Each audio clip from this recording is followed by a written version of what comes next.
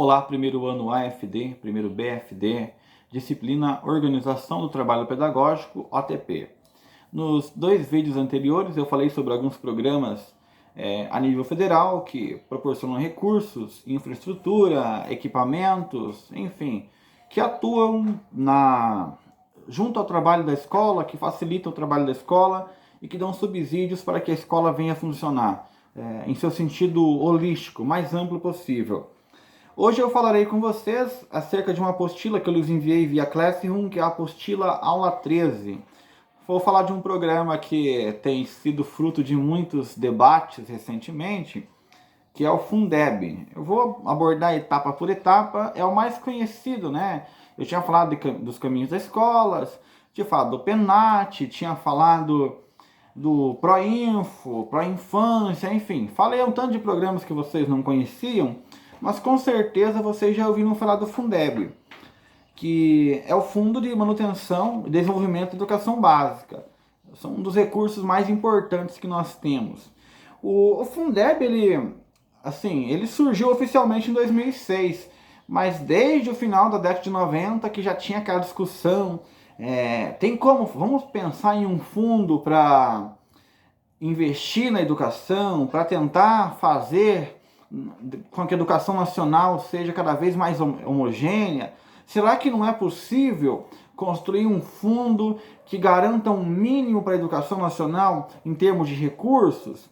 Então essa preocupação, em 88 já tinha essa preocupação de alguns deputados constituintes de fazer o mínimo de investimento, fazer o mínimo de saberes e competências, porque o Brasil, em sua imensidão territorial, apresentava e apresenta ainda uma série de divergências, de diferenças entre um estado e outro da nação. Então o Fundeb, como função inicial, seria oferecer um mínimo a um estado que não atende às exigências de educação. Como que eu posso falar em uma educação a nível nacional se no sul, sudeste é investido tanto e lá em tal lugar é investido tanto, bem menos que aquilo? Então a ideia é dar subsídio aos estados que necessitam. Bom, ali na Constituição de 1988, nós temos o artigo 212 que diz assim: a União aplicará anualmente nunca menos de 18 e os estados, o Distrito Federal e os municípios, 25% no mínimo da receita resultante de impostos, compreendida e proveniente de transferências na manutenção e no desenvolvimento do ensino. Então aqui, no artigo 212 da Constituição, tem um mínimo que deve ser gasto na educação brasileira. Então o Fundeb teve muito esse artigo como referência, foi instituído pela emenda 53 de 2006, está na apostila ali para vocês, caso queiram ver, né? Tem a lei 11.494 também, não vou trabalhar com vocês, que ela não oferece nada de relevante, ela apenas normatiza, não explica muita coisa para vocês. E o objetivo, proporcionar um mínimo de investimento em educação por aluno, visando diminuir as desigualdades regionais, né? E o que acontece? Se o Estado não tem recurso suficiente, a União deveria suprir esses recursos. Essa é a ideia. Bom, ele é constituído natureza contábil estadual, recursos provenientes dos impostos e transferências dos estados. Então todo estado que paga impostos, a União pega o seu bolo, então é dali que vem. Além desse recurso, compõe o Fundeb uma parcela de recursos federais. Enfim, ali eu deixei para vocês uns dados em termos de números, que eu não vou comentar aqui, que vocês podem acompanhar pela apostila. Se destina a todos os estados a educação básica, ao desenvolvimento da educação básica especificamente. O que tem o Fundeb a nível básico, digamos que tem o FIES a nível superior. O FIES eu não vou abordar com vocês porque não está em nossa matriz curricular. Mas se você quiser, basta entrar no site do MEC e você vê o que é o FIES, que é para nível superior, né? Bom, os alunos considerados na etapa de educação infantil, enfim, todo o ensino médio passa por isso. Os recursos são distribuídos de forma automática, sem autorização, sem convênio, não tem nada disso. E aqui eu vou colocar algumas instituições que trabalham para que o Fundeb possa atuar de modo mais assertivo, de modo mais correto possível. O INEP, vocês conhecem o INEP muito por ser responsável pelo Enem, por aquelas provas em larga escala que nós veremos, não sei se, eu não lembro se nesse trimestre, se nesse ano, se no outro, tem que olhar o planejamento, mas essas avaliações que são feitas, o INEP é responsável por isso. Então o INEP realiza um censo escolar e disponibiliza dados. Quando você faz a matrícula, você preenche N dados ali, né? Dados daqui, dados disso. De vez em quando a secretária da escola vai lá, olha, está precisando tal documentação sua. Então, para que haja investimento, eu sempre falo isso, é preciso que os dados estejam corretos. Com base nesses dados é que o governo vai ver onde ele precisa investir. O INEP é responsável, então, se eu perguntasse para vocês qual que é a função do INEP em relação ao Fundeb, é diagnosticar a situação dos alunos, das escolas, das comunidades, fazer um levantamento, né? Eu falarei com vocês sobre provas em larga escala. Se não for no primeiro, é no segundo ano. Daí não serei eu, daí será outro professor no caso, né? Fundo Nacional de Desenvolvimento da Educação. Dar apoio técnico aos estados, realizar capacitação de membros do conselho, divulgar dados, mostrar como que está a educação no Brasil, se a educação avançou, se regrediu, fazer reuniões, questionar muito sobre isso.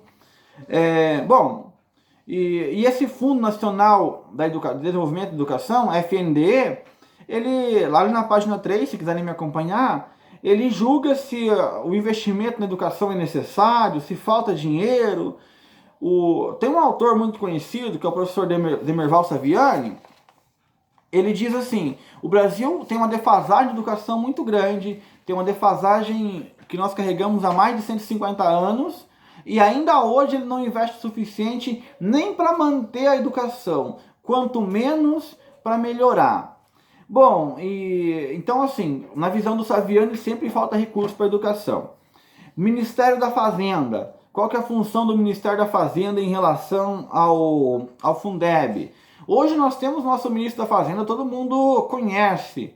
O que é o ministro da Fazenda, professor? Tem algum gado aí? Não, não tem gado, não. Ministro da Fazenda é aquele que vai organizar os recursos públicos, né? Ele vai organizar os recursos públicos. Então, definir a estimativa de receita no fundo, definir e publicar os parâmetros operacionais do Fundeb, disponibilizar os recursos arrecadados para a distribuição do fundo, realizar o fechamento de contas e receitas anuais do fundo. O cuidado que nós temos que ter é assim, a questão que muitas vezes o Ministério, quando ele analisa o Fundeb, ele analisa apenas como um gasto. Então, se você pegar na síntese da economia, a primeira lei de economia é fazer o máximo com o mínimo de gasto. Então, às vezes, se a pessoa vê apenas no foco da economia, a tendência é querer tirar recursos e economizar o máximo possível onde não dá para economizar ou onde as economias são mais limitadas. Acontece essa disparidade. Normalmente quem está na linha de frente do Ministério da Fazenda, ou no outro caso aqui do Ministério do Planejamento, que também afeta diretamente ao Fundeb, essas pessoas não compreendem o que é a educação como um todo, não sabem aonde cortar. Tem lugar para cortar? É evidente que tem lugar para cortar, mas elas não sabem como fazer porque não conhecem o sistema como um todo.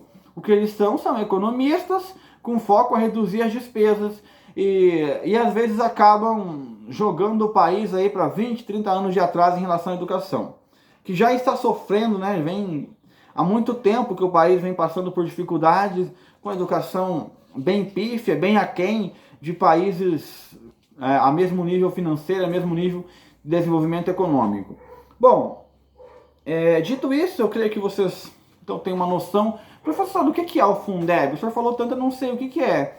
É o Fundo de Desenvolvimento na Educação, que visa, de certa forma, homogeneizar a educação no país. Estabelecer, estipular um mínimo necessário para que a educação funcione. Nós falaremos com vocês a respeito da Base Nacional. A Base Nacional Comum Curricular é um mínimo em relação à competência e habilidades que um aluno tem que aprender.